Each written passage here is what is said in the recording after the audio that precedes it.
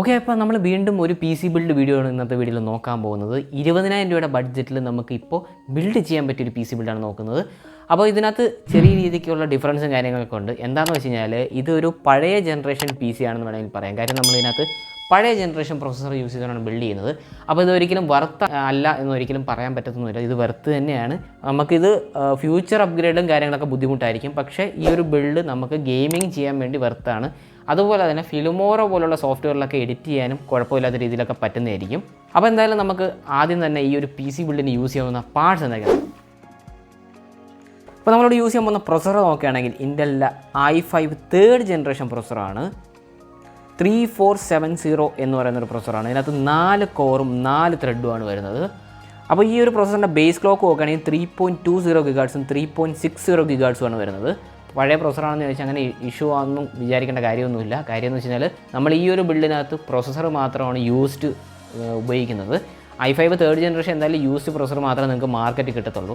അതുപോലെ തന്നെ ഞാൻ ഈ ഒരു വീഡിയോയിൽ കാണിക്കുന്ന വെബ്സൈറ്റുകളിൽ വെച്ചിട്ട് നിങ്ങൾ ഒരിക്കലും പ്രൈസ് അങ്ങനെ കമ്പയർ ചെയ്യരുത്. കാര്യം നിങ്ങൾക്കൊരു അവയർനെസ് ഉണ്ടാവാൻ വേണ്ടി മാത്രമാണ് ഞാൻ വെബ്സൈറ്റ്സ് യൂസ് ചെയ്യുന്നത്. നിങ്ങൾ ഓഫ്ലൈൻ മാർക്കറ്റിൽ പോവുകയാണെങ്കിൽ നിങ്ങൾക്ക് ഈ ഒരു പ്രൈസിൽ തന്നെ ഈ ഒരു PC ബിൽഡ് ചെയ്യാൻ സാധിക്കുന്നതായിരിക്കും. i5 3rd ജനറേഷനൊക്കെ ഇഷ്ടംപോലെ PC ഷോപ്പുകളിലൊക്കെ ഉണ്ട്. അപ്പോൾ നിങ്ങൾക്ക് ഓൺലൈനിൽ നിന്ന് ബിൽഡ് ചെയ്യുന്നതിനേക്കാളും കുറച്ചുകൂടെ പ്രൈസ് കുറവായിരിക്കും നിങ്ങൾ ഓഫ്ലൈൻ സ്റ്റോറിൽ ചെന്ന് മേടിക്കുന്നത്. അതുപോലെ തന്നെ വാറണ്ടിയുടെ കാര്യം നോക്കുകയാണെങ്കിൽ എന്തെങ്കിലും PCക്ക് എന്തെങ്കിലും ഇഷ്യൂ വന്നാൽ പോലും നിങ്ങൾക്ക് ആ ഒരു ഷോപ്പിൽ പോയിട്ട് അതെന്താണെന്ന് വെച്ചാൽ ചെയ്യാൻ പറ്റും. കാര്യം വാറണ്ടിക്ക് വേണ്ടിയിട്ട് ഓൺലൈനാണ് നിങ്ങൾ മേടിക്കുന്നുണ്ടെങ്കിൽ നിങ്ങൾ അത് അയച്ചു കൊടുക്കേണ്ടി വരും. അത് നിങ്ങൾക്ക് അത് ബുദ്ധിമുട്ടാവുന്ന ഒരു കാര്യമായിരിക്കും.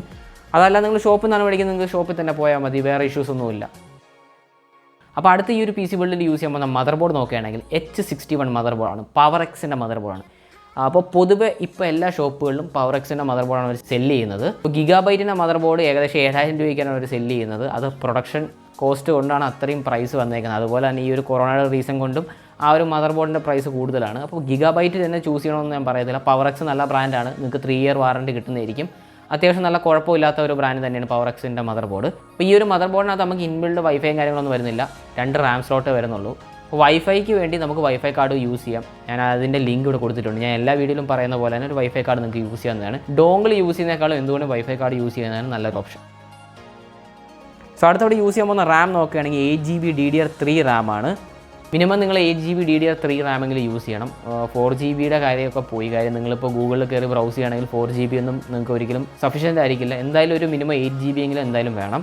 പ്രത്യേകിച്ച് ഇതൊരു ഗെയിമിംഗ് PC ആയതുകൊണ്ട് തന്നെ നിങ്ങൾക്ക് 8GB മിനിമം വേണം. അടുത്ത ഇതിനകത്ത് സ്റ്റോറേജ് നോക്കുകയാണെങ്കിൽ ഇതിനകത്ത് ഹാർഡ് ഡിസ്ക് ഒന്നും യൂസ് ചെയ്യുന്നില്ല. SSD മാത്രമാണ് യൂസ് ചെയ്യുന്നത്. 500GB SSD ആണ്.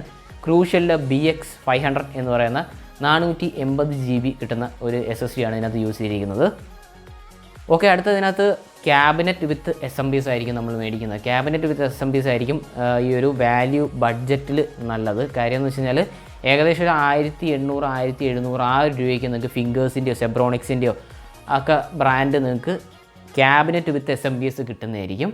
അപ്പോൾ അതായിരിക്കും ഏറ്റവും ബെസ്റ്റ് വാല്യൂ ഫോർ മണി, അല്ലെങ്കിൽ ബഡ്ജറ്റിൽ നിങ്ങൾക്ക് ബിൽഡ് ചെയ്യാൻ പറ്റുന്നത്. നിങ്ങൾ പവർ സപ്ലൈയും ക്യാബിനറ്റും അഡീഷണൽ മേടിച്ച് കഴിഞ്ഞാൽ ഈ ഒരു ബഡ്ജറ്റ് നിൽക്കത്തില്ല. അല്ലെങ്കിൽ അതിൻ്റെ ഒന്നും ആവശ്യമില്ല. പവർ സപ്ലൈ വിത്ത് ക്യാബിനറ്റ് തന്നെയാണ് ബെസ്റ്റ് ഓപ്ഷൻ. കാര്യം അതിനകത്ത് ഹയർ എൻഡ് ഗ്രാഫിക്സ് കാർഡോ അങ്ങനെയുള്ള കാര്യങ്ങളൊന്നുമില്ല. അടുത്ത ഈ ഒരു PC ബിൽഡിൽ നമ്മൾ യൂസ് ചെയ്യാൻ പോകുന്ന ഗ്രാഫിക്സ് കാർഡ് നോക്കുകയാണെങ്കിൽ ഇവിടെ 2 ഓപ്ഷൻസാണ് ഞാൻ പറയുന്നത്. NVIDIAയുടെ Quadro T400 2GB DDR6 graphics card നിങ്ങൾക്ക് യൂസ് ചെയ്യാം. അല്ലെങ്കിൽ NVIDIAയുടെ GTX 1030 DDR5 2GB ഗ്രാഫിക്സ് കാർഡും നിങ്ങൾക്ക് ഇവിടെ യൂസ് ചെയ്യാം. പക്ഷേ കമ്പാരിസൺ വെച്ച് നോക്കുമ്പോൾ GT 1030യേക്കാളും എന്തുകൊണ്ടും ബെറ്റർ Quadro T400 ഗ്രാഫിക്സ് കാർഡാണ്. കാര്യം ഇതൊരു എഡിറ്റിംഗ് ഗ്രാഫിക്സ് കാർഡ് ആണെങ്കിൽ പോലും നിങ്ങൾക്ക് ഗെയിമിങ്ങിന് GT 1030യേക്കാളും പെർഫോമൻസ് ഈ ഒരു ഗ്രാഫിക്സ് കാർഡ് കിട്ടുന്നത്.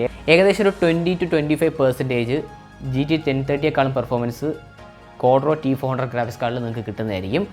അപ്പോൾ ഇതിനകത്ത് വേറൊരു പ്രശ്നം എന്ന് വെച്ച് കഴിഞ്ഞാൽ മിനി ഡിസ്പ്ലേ പോർട്ടാണ് ഈ ഒരു Quadro T400 ഗ്രാഫിക്സ് കാർഡിൽ വരുന്നത്. പക്ഷേ അതിനുള്ള അഡാപ്റ്റർ ആ ഒരു ഗ്രാഫിക്സ് കാർഡിന് കൂടെ കിട്ടുന്നതായിരിക്കും.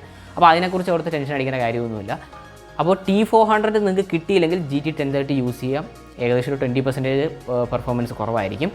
പക്ഷേ കുഴപ്പമില്ല, നിങ്ങൾക്ക് ഗെയിം ചെയ്യാൻ അത്യാവശ്യം നല്ല, അതായത് നിങ്ങൾക്ക് കോൾ ഓഫ് ഡ്യൂട്ടി വാർസോൺ വരെ കളിക്കാം, കുഴപ്പമൊന്നുമില്ല. T400 ആണെങ്കിൽ കുറച്ചുകൂടെ ബെറ്റർ ആയിട്ട് കളിക്കാം. വാലറൻറ്റും GT5 അടിപൊളിയായിട്ട് ഈ ഒരു PC നിങ്ങൾക്ക് കളിക്കാൻ പറ്റും. യാതൊരു രീതിയിലുള്ള ഇഷ്യൂസും ഒന്നും ഉണ്ടാകുന്നതായിരിക്കില്ല. സ്ട്രീമിംഗ് ചെയ്യാം ഈ ഒരു PCക്കകത്ത്. 720p സ്ട്രീമിംഗ് നിങ്ങൾക്ക് ഈ ഒരു PCക്കകത്ത് ചെയ്യാം. പക്ഷേ ചെറിയ രീതിക്കുള്ള ലാഗും കാര്യങ്ങളൊക്കെ നിങ്ങൾ ഫേസ് ചെയ്യുന്നതായിരിക്കും. അപ്പോൾ ഗെയിമിങ് മാത്രം നോക്കുകയാണെങ്കിൽ ഈ ഒരു പി സി കുഴപ്പമില്ലാത്ത നല്ല രീതിക്ക് നിങ്ങൾക്ക് ബിൽഡ് ചെയ്യാൻ പറ്റിയ ഒരു വർത്തായ ഒരു പി സി തന്നെയാണ്.